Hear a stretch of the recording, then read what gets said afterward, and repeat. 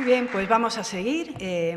Vamos a empezar ahora con el informe de recursos humanos, que es algo que hemos hecho tradicionalmente desde hace años aquí en las reuniones científicas, para explicar a la comunidad un poco la evolución de nuestro colectivo. Veréis que es muy interesante. Hay personas jóvenes que me han preguntado ¿qué es eso del informe de recursos humanos? Pues veréis que vale la pena escucharlo. Gracias. Adelante, Javier. Por cierto, un anterior presidente de la SEA, Javier Gorgas, es la persona que nos lo va a contar. Gracias, Miri. Gracias. Hola a todos. Como siempre, es un enorme placer estar en otra SEA. No he estado en todas como Benjamín, pero en todas menos una, sí. Bien, esto, como ya decía Minia, es un clásico para los que habéis venido a otras reuniones. Es el informe de recursos humanos que empezamos a hacer desde la Junta Directiva hace años y que se apoya en trabajos, yo diría ya que legendarios, de nuestros compañeros Eduardo Bataner, que está por aquí, y Xavier Barcons, que hicieron a finales del siglo pasado y principios de este. Desde entonces y cada 2 años lo que hacemos es recopilar la información del personal de diferentes categorías y género en todas las instituciones españolas, las que hay astrofísica, y con eso hacemos algunas estadísticas. El informe está ya colgado desde esta mañana en la página web de la SEA, entonces podéis ir a ver más detalles. Son muchos números, entonces intentaré ir rápido y luego tenemos toda la semana también para comentarlo, que seguramente hay cosas que comentar en las diferentes simposios, reuniones paralelas, etcétera.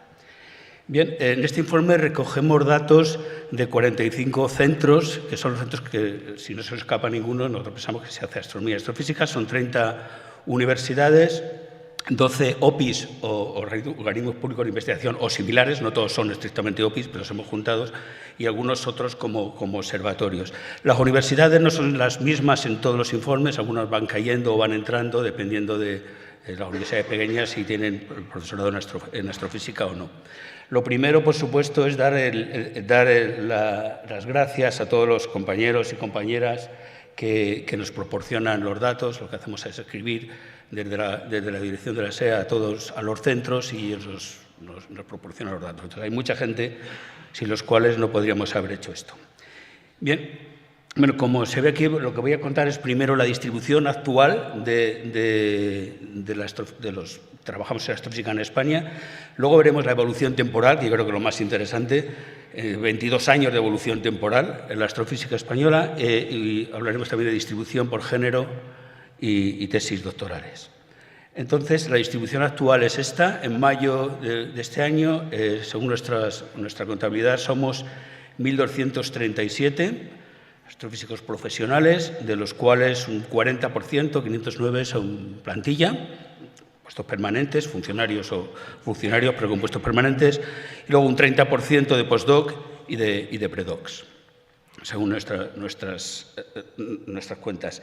Se distribuyen en universidades OPIs y otros. Como veis, en la universidad hay un tercio aproximadamente, un poco más, del personal, y un 60% están en OPIs y un poco en estos otros centros. Curiosamente, la distribución en universidades y OPIs no es uniforme, hay diferencias debidas también a diferentes estructuras y diferente organización. Esto es algo que venimos viendo en todos los informes.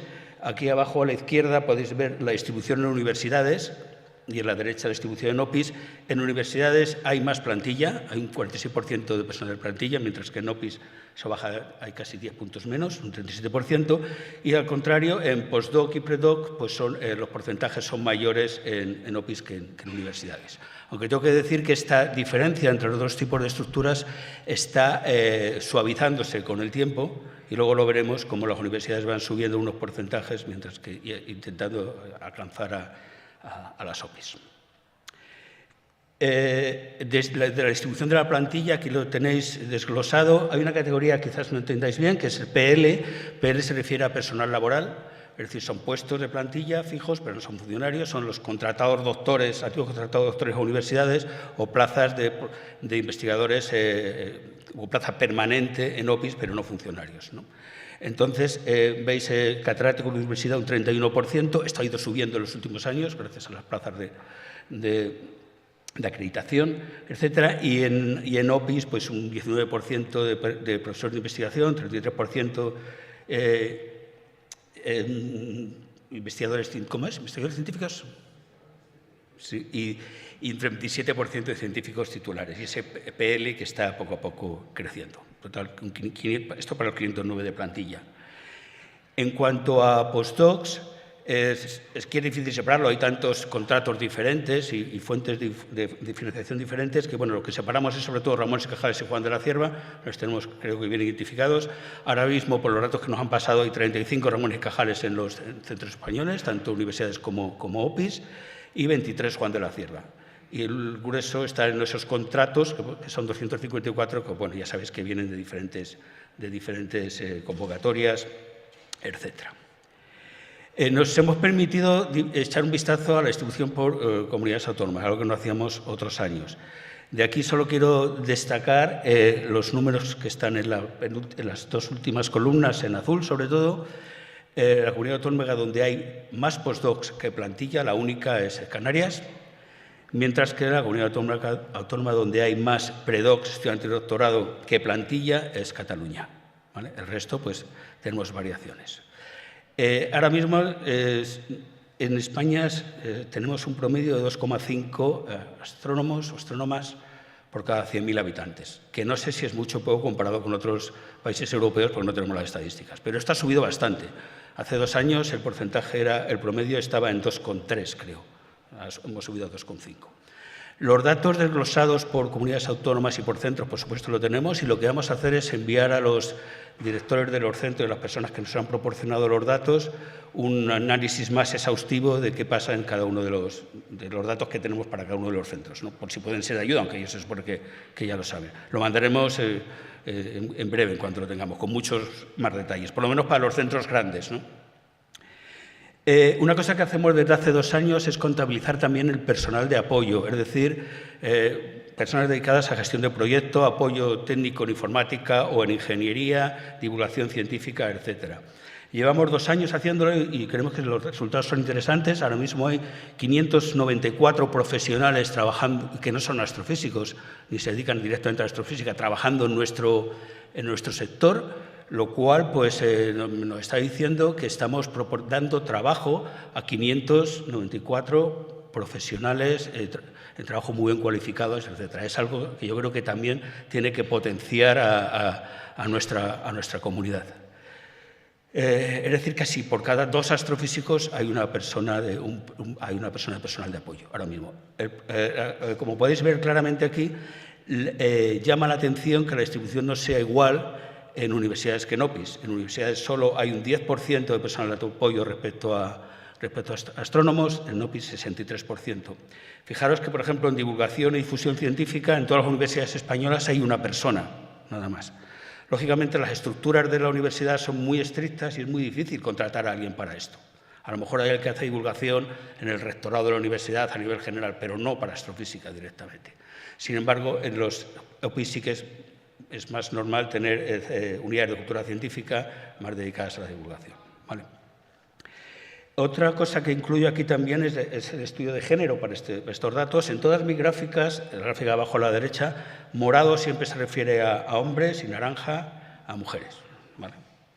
Entonces podéis ver, como cabría esperar, que en los columnas 2 y 3, apoyo informáticos e instrumentación, solo un 23% son mujeres. Sin embargo, tanto en divulgación como en gestión de proyectos, pues hay más mujeres que hombres. Bueno, esto es algo que nos temíamos y que, bueno, es algo que hay que tener en cuenta para trabajar sobre ello. Bien, voy a pasar ya a la evolución temporal. Aquí tenéis la gráfica de 22 años de evolución, de 2002 a 2024. Esta gráfica está dividida por las 3 categorías, plantilla, postdoc y predocs. Los números, si os fijáis de abajo, no corresponden con lo que puse la primera, son muy parecidos, pero no corresponden con lo que puse la primera transparencia, porque hay algunos centros pequeños, muy pocos, que no tenemos una evolución temporal, entonces no los contamos aquí. Pero bueno, están casi todos, entonces los datos son fiables.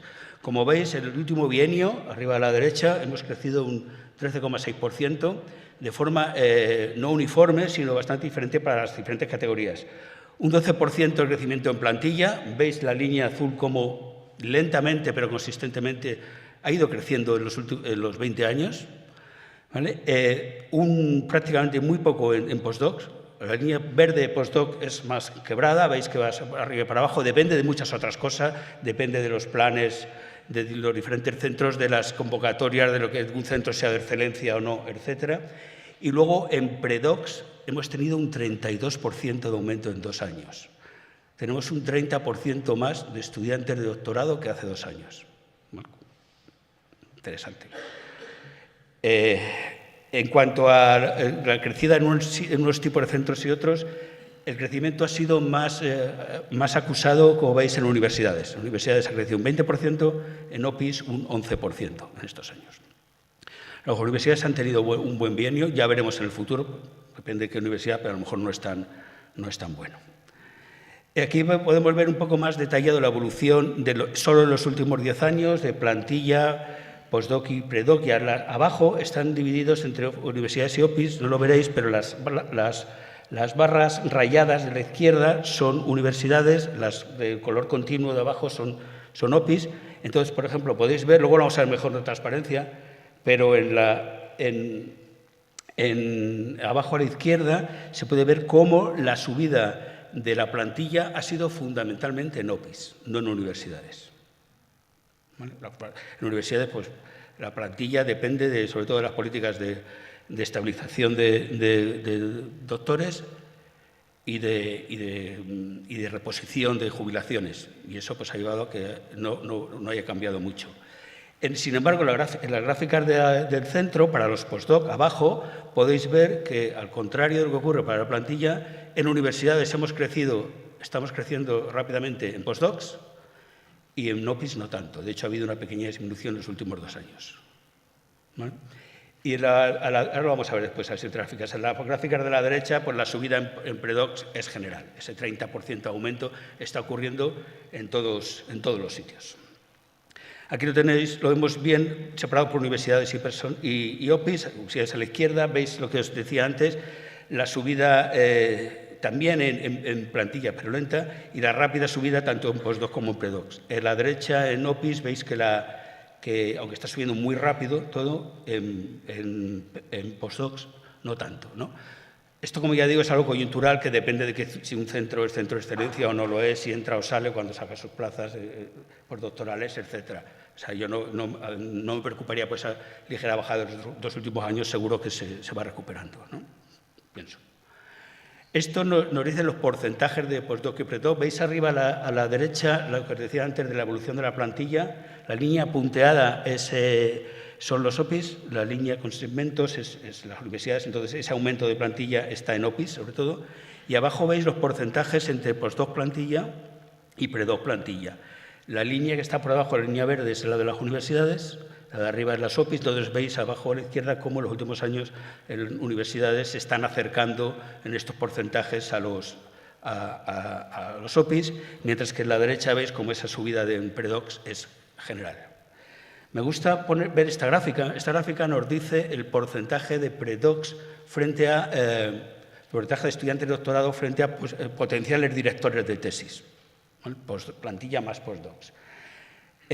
Hace años, a principios del 2004 fue tremendo, sobre todo en OPIs, estos porcentajes, y ahora veis cómo está subiendo. Esto si sube quiere decir que aumenta el número de estudiantes de doctorado respecto a potenciar directores de tesis. El número actual, de todas maneras, es 42%. Eso quiere decir que, en promedio, por cada estudiante de doctorado en España hay 2,5 directores de tesis.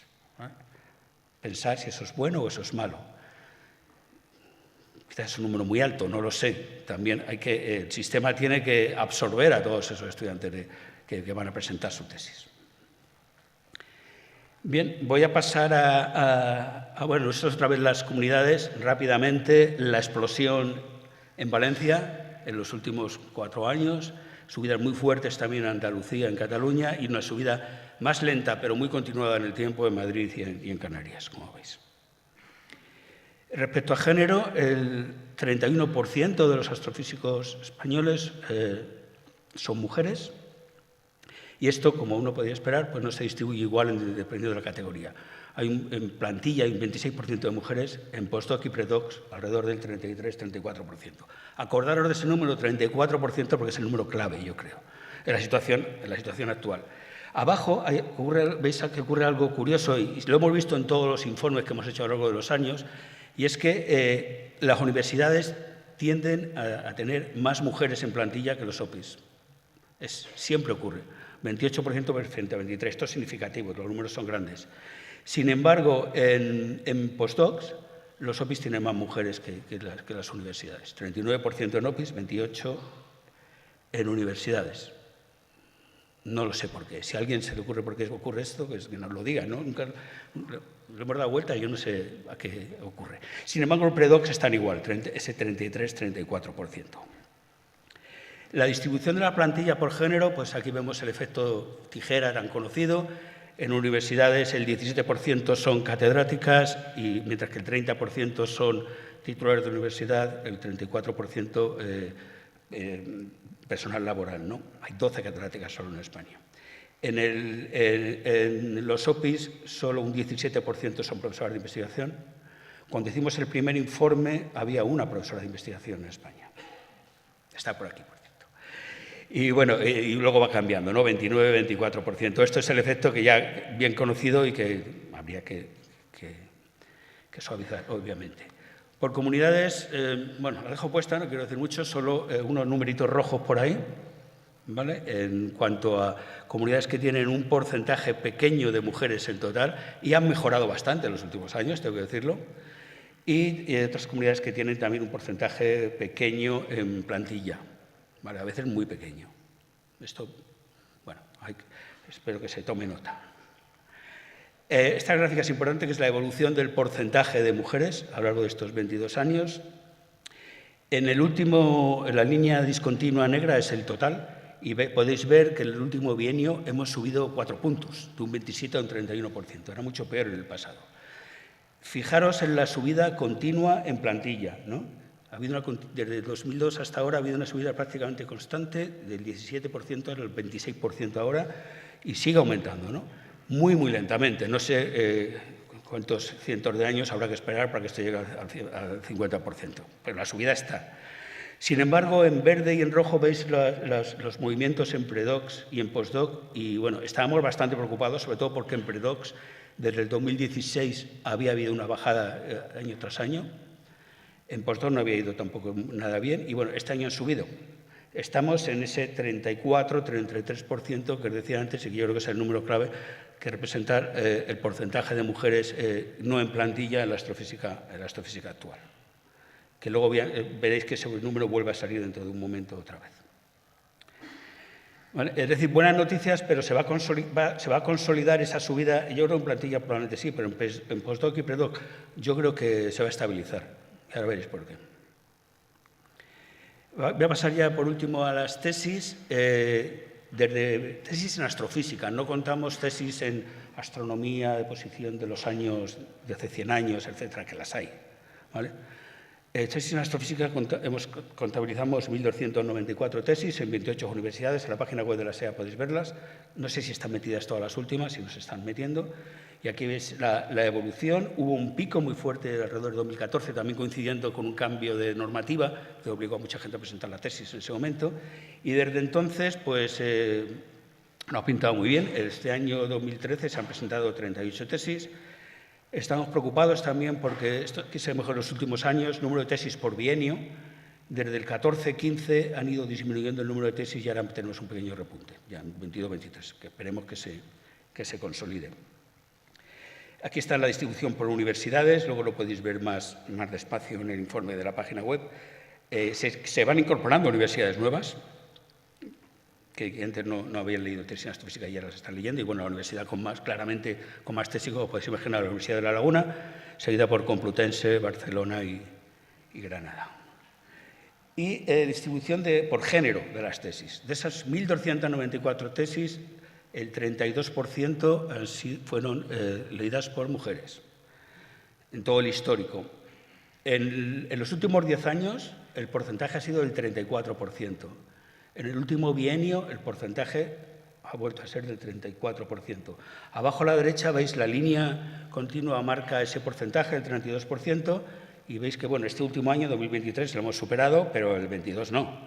Entonces, es difícil ver si Si hay una evolución, ese 34% coincide con con el porcentaje de postdocs y con el porcentaje de predocs. Y os voy a poner otra gráfica, si tengo tiempo, muy rápido, que no está dentro del informe, no la vais a ver porque es muy nueva. Queríamos saber de dónde venía esto, entonces os voy a poner una gráfica del porcentaje de mujeres que entran a hacer la carrera en físicas. En mi universidad, no tenemos los datos de otras, pero bueno, en la Universidad de la Complutense tenemos una entrada de 270 estudiantes por año. Las estadísticas se refieren a varios miles de estudiantes, entonces yo creo que es un buen número. Y un rayo de esperanza, eso es el porcentaje de la entrada desde 2009 hasta ahora, no tengo los datos de este año, en donde veis que hay un aumento, lento, pero está habiendo. Actualmente matriculadas en el grado en física, sobre un total de 1.200 estudiantes o así, hay un 33% de mujeres, y en este curso, el curso pasado, perdón, han entrado un 34% de mujeres.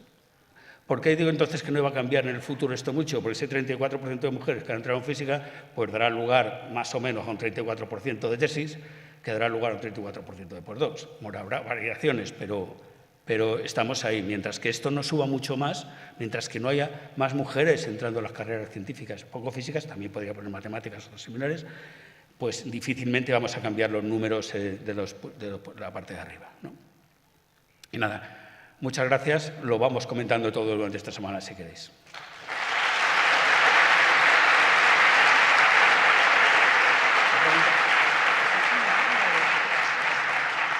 Muy bien, andamos mal de tiempo, pero si alguien tiene alguna pregunta que quiera hacer ahora, es el momento. Si no, pues ya sabéis que Javier estará por aquí en la sala, podéis comentar con él y hacerle las preguntas que penséis. Si no hay preguntas, vamos a pasar a la siguiente charla, que es el informe de las coordinadoras en la Agencia Estatal de Investigación de los programas de Espacio y Astronomía y Astrofísica. En concreto, nos va a resumir el informe Marina Díaz Michelena, que es la coordinadora del área de espacio. Y, bueno, pues adelante, Marina. Aprovechad para preguntarle a Marina y a mí misma.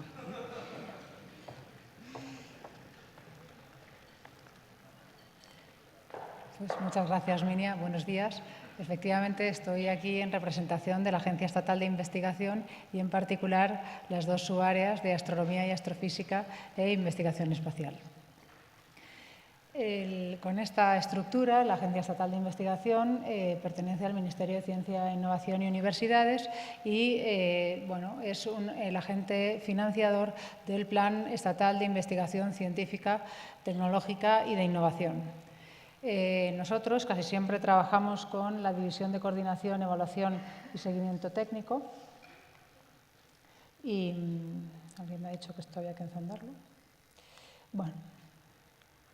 Y para una buena coordinación, la agencia ha hecho una división en 19 subáreas temáticas, en 19 áreas temáticas, de las cuales física es el área número 10 y que tiene una gran multidisciplinariedad de temas. De hecho, se subdivide a su vez en 5 subáreas, que son astronomía y astrofísica, investigación espacial, física de partículas y nuclear, física aplicada y biofísica, y física cuántica y de la materia. Son 5 subáreas de las 54 en total que tiene la agencia, lo que ya da una idea de que es un área muy multidisciplinar. Para la gestión técnica, la agencia se nutre de personal especializado y tanto en el área de física, que contamos con el coordinador Francisco García Vidal, pues también en astronomía y astrofísica tenemos una coordinadora que es Minia Manteiga y que cuenta con el apoyo de 2 gestores, Miguel Ángel Aroy y Enric Pallé, y en espacio estamos Maya García Comas y yo.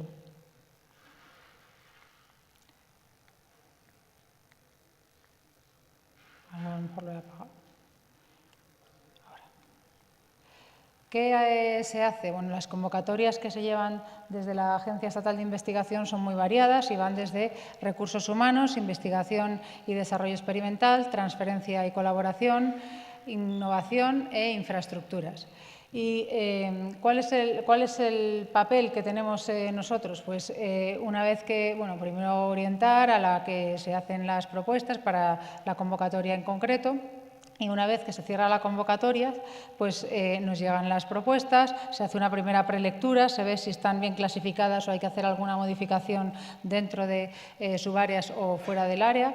En segundo lugar, se hace ya una lectura más en detalle para poder asignar las propuestas a los evaluadores. Se monta un panel, se reciben las propuestas de los evaluadores, se hace un pequeño análisis para luego, cuando nos juntamos en el panel, tengamos una cierta agilidad y podamos resolver en el tiempo que nos dan. Y después trabajamos con las alegaciones, que a ver las haylas, y finalmente, a lo largo de todo este proceso, también nos llegan los informes de seguimiento de las convocatorias anteriores, que también hay que ir pues, atendiéndolos. ¿Cómo se gestiona, cómo se distribuye todo esto a lo largo del tiempo? Pues hemos querido explicarlo con el ejemplo de este año, 2024, que en febrero ya nos llegó la convocatoria de personal técnico de apoyo y hemos puesto en línea discontinua hasta que se hacen los informes de la evaluación y en la línea de puntos el periodo para las alegaciones. Es decir, que después se ve que muy seguido nos entra ya toda la información concerniente al PID, que es el Programa de Investigación y Desarrollo, y también de las convocatorias de recursos humanos más importantes, que son Ramón y Cajal y Juan de la Cierva. Estas dos se resolvieron más o menos a nivel panel en abril y ahora estamos atendiendo a las alegaciones y en la parte de PID pues los paneles tuvieron lugar pues, o bien a finales de mayo, dependiendo de la subárea, o en junio, y estamos terminando los informes de evaluación que se revisan naturalmente por la agencia. Conforme estábamos ya llegando al verano, nos han venido estas dos convocatorias de evaluación de los R3 y la de equipamiento científico-técnico, con un calendario muy bueno, como podéis ver. Y entonces, pues en vez de irnos a Cancún, pues que queríamos dedicarnos a nuestra actividad principal, pues tendremos que intentar resolver estas dos convocatorias. ¿Cómo se hace el proceso de evaluación? El proceso de evaluación siempre es por pares, pero conforme se va aumentando el grado de especialización de las convocatorias, se complica en el sentido de que se utiliza la figura de un gestor que busca evaluadores especializados que harán evaluaciones en remoto y, en paralelo, otro gestor, y no hay cruce de información entre ellos, monta un panel. De manera que cada propuesta tiene 2 evaluaciones de los miembros del panel más 2 de los externos, con lo cual se cuenta con 4 evaluaciones. En el panel el objetivo es hacer un ranking, porque la financiación al final viene limitada por la dotación presupuestaria de la que se dispone. Y aunque se explica la dinámica, he explicado la dinámica de los evaluadores, de cómo se eligen, atendiendo a criterios técnicos, también se intenta dar un buen alcance geográfico, obviamente un equilibrio de género, y luego la agencia está en permanente revisión de los procedimientos, de manera que se intenta llegar a una eficiencia buena, transparencia y un buen sistema de los conflictos de interés, que muchas veces complica las dinámicas de los paneles, pero bueno, se entiende que es pues, por una buena gestión de todos estos temas. No quería empezar a contar la evolución de los proyectos sin hablar de los informes de seguimiento. Las propuestas, o sea, una vez que se financian, pues el IPE, la entidad, tienen la posibilidad de aceptar o no la financiación.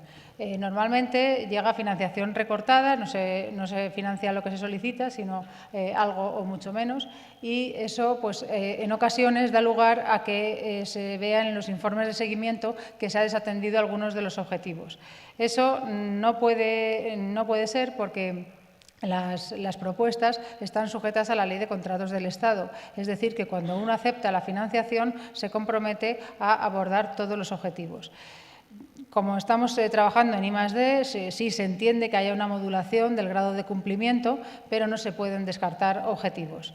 De hecho, todas las modificaciones que se hacen, tanto de personal, como incluyendo el cambio de IP, si es necesario, y los cambios en la ejecución del proyecto respecto de lo que se comenta en la propuesta, hay que hacerlos a través de la plataforma habilitada para ello. Y hay que tener en cuenta que los informes de seguimiento están accesibles para los evaluadores que miran las propuestas de ese mismo grupo. Es decir, que un informe malo de seguimiento puede tener consecuencias negativas, sobre todo en la concesión o no de las propuestas siguientes. Que quería comentar hay muchísimas cosas, solamente voy a comentar algunas, que muchas veces se indica que no se han podido abordar algunos objetivos por mala gestión o por falta de algún problema con la entidad. Y eso tampoco es admisible, porque en el momento en el que se evalúan las propuestas, uno de los criterios es el criterio de viabilidad, en donde, además del equipo, se valora la entidad. Y además, cuando se manda la solicitud, la entidad refrenda esa solicitud, con lo cual hay que tener cuidado con cómo se hacen los informes de evaluación. Y ahora ya sí voy a pasar a la evolución de los proyectos. Nos vamos a centrar en PID, en el Plan Estatal, en la parte de proyectos de I+D, porque hemos visto que en la web de la agencia han colgado una información muy detallada de todas las convocatorias de recursos humanos que se puede ver y seguramente ahonda mucho más de lo que podríamos contar aquí. Esto es, en la gráfica superior se ve la evolución del presupuesto solicitado y concedido en los 3 últimos años, que es los que tenemos información de primera mano, ¿no? Salvo la última convocatoria, que no podemos comentar porque todavía no es pública, aunque esperamos que se haga pública próximamente. Bueno, así a grandes rasgos, quizás se puede comentar que probablemente en el año 2020 todavía estábamos afectados por la recuperación post-pandemia y por eso a lo mejor el volumen de solicitud es algo inferior a la media y también el porcentaje de financiación pues llega en ese caso al 50%, mientras que se queda en el 40% en los años sucesivos. ¿Y cómo se distribuye esta parte? Esto es de física, del área de física. ¿Cómo se distribuye en subáreas? Pues se distribuye como se ve en la gráfica inferior. En esta gráfica pues se puede ver una tendencia, digamos, creciente, continua de la parte de astronomía y astrofísica, mientras que en espacio se ven muchos altibajos. Estos altibajos, esta modulación, es debida a las contribuciones, dependiendo del tipo de misión, si es una misión más grande o menos grande, la importancia de la contribución española a esa misión y el calendario, porque no en todas las fases el presupuesto necesario es equivalente.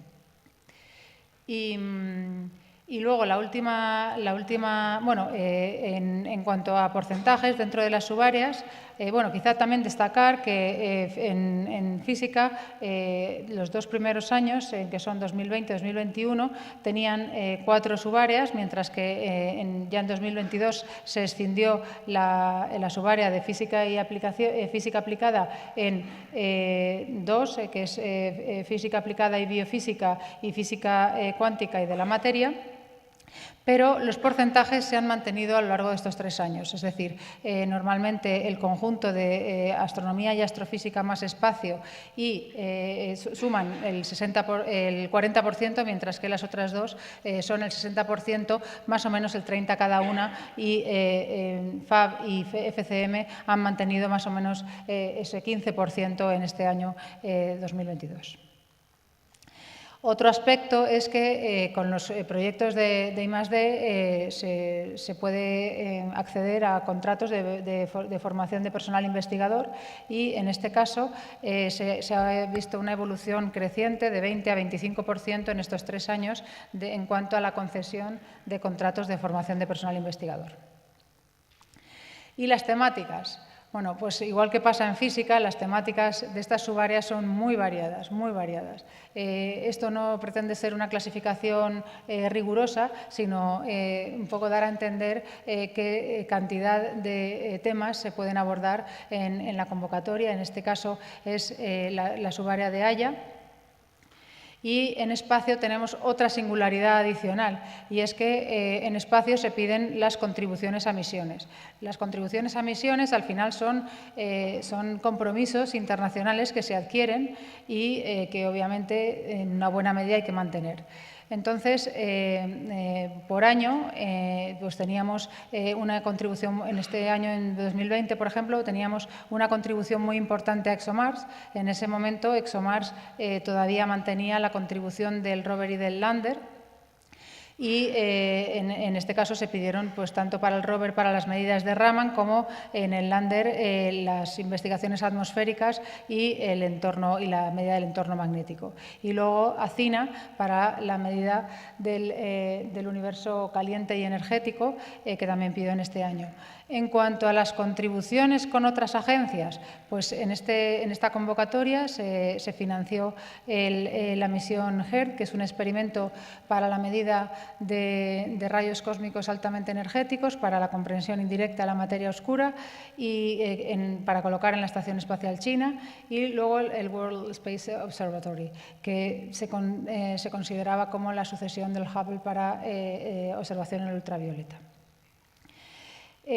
Aunque se tienen estos compromisos adquiridos, sí que se da cabida a una gran cantidad de propuestas que son ideas emergentes.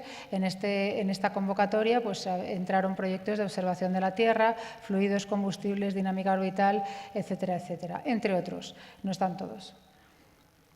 Por ejemplo, en 2021, aquí la contribución a misiones se disparó.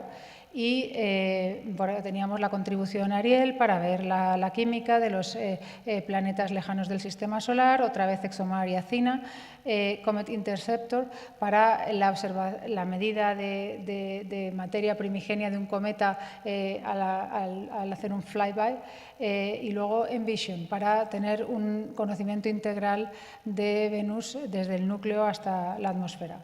Y, por último, 2 misiones en explotación, Gaia para cartografía de extragaláctica y Rosetta para el cometa Churyumov-Gerasimenko. En cuanto a otras colaboraciones, en este año entró la contribución del James Webb, contribución española, y todas las estaciones meteorológicas de Marte a bordo de InSight, el Curiosity y el Mars 2020. Y este año hay menos cabida para otras misiones, pero aún así se financian proyectos muy misceláneos de navegación por satélite, basura espacial y recubrimientos. En cuanto a 2022, en esta convocatoria entran Euclid y LISA, son dos, Euclid ya estamos todos pues muy asombrados con las imágenes que están proporcionando, y LISA para la medida de ondas gravitacionales, es una misión de tipo L ya, L3. Luego otra vez ExoMars, FLEX, que para la medida de la función clorofílica, que es uno de los Earth Explorers, y luego Arrakis, para entender las galaxias con enanas pequeñas y de baja masa y la corriente estelar, ¿no?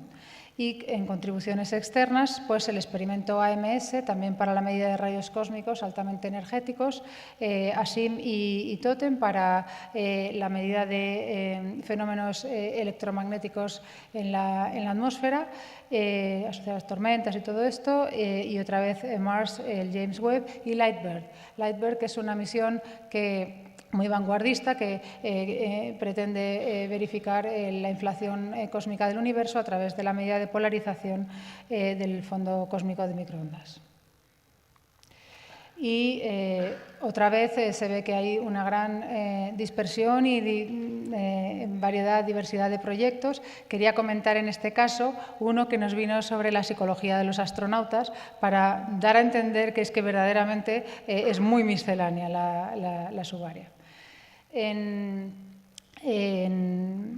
En cuanto a la distribución geográfica, llegamos a la parte de qué es lo que ha tocado en mi pueblo. Pues en la parte de Haya tenemos esta distribución con 4 grandes núcleos, que son Canarias, Andalucía, Madrid y Cataluña, con una fuerte contribución de la Comunidad Valenciana y también del País Vasco. Y en espacio pues tenemos bueno, una buena correlación respecto de Haya, pero quizás con todavía, aunque es muy creciente la contribución en espacio de Canarias, pero todavía no llega quizás al volumen de Andalucía, Madrid y Cataluña, ¿no? Y no queríamos terminar sin hacer efectivamente una reflexión, por lo menos inicial, de género. Y aquí hemos representado la tendencia de IPES. En gris está hombres y en morado está la contribución, las mujeres IP.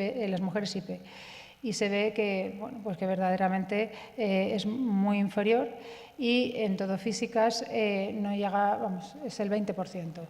Entonces, bueno, pues tenemos una comunidad que verdaderamente es excelente, pero hay margen de mejora. Muchas gracias.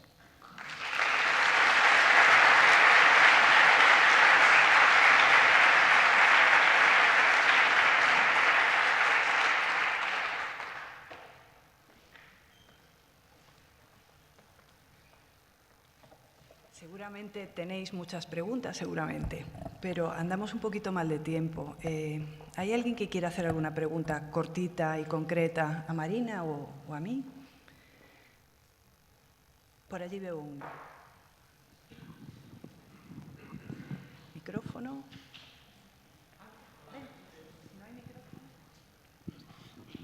Buenos días. A mí es que me ha llamado mucho la atención el hecho de que si hay un recorte importante, me refiero, en el proyecto, se pretenda que se sigan cumpliendo los mismos objetivos. Y lo digo después de haber llevado varios proyectos y haber colaborado en otros. De verdad que cuando se hace la estimación de gastos, lo que necesitamos y todo eso, uno tiene en mente lo que quiere hacer y lo que necesita. Y nosotros, no voy a poner mi caso particular, pero entiendo que a otra gente le pasa lo mismo, hay veces que es imposible hacer cumplir esos objetivos con esa reducción. Entonces hay que no aceptar la financiación. Desgraciadamente es así. Es así, no es una cosa que nosotros podamos modular. Lo que se puede hacer, lo que se hace es intentar dotar mejor a menos proyectos, pero por otro lado también muchas veces se intenta dar una mayor cabida a más grupos en la comunidad científica. Desgraciadamente en los paneles lo que se puede hacer es un ranking, porque la financiación nos viene dada. Tenemos muy poco margen. Exactamente. Quizá una recomendación sería, si realmente se renuncia al proyecto, en la próxima convocatoria recortar objetivos científicos. Tenéis que pensar que no hay dinero, simplemente. No es el problema, es ese.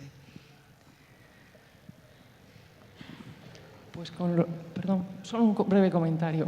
Pues lo que conseguimos con eso es que los que participamos en instrumentos, o sea, desarrollo de instrumentación para telescopios, por ejemplo, dedicamos todo lo que es imprescindible a la parte de instrumentación y con lo que queda hacemos la ciencia.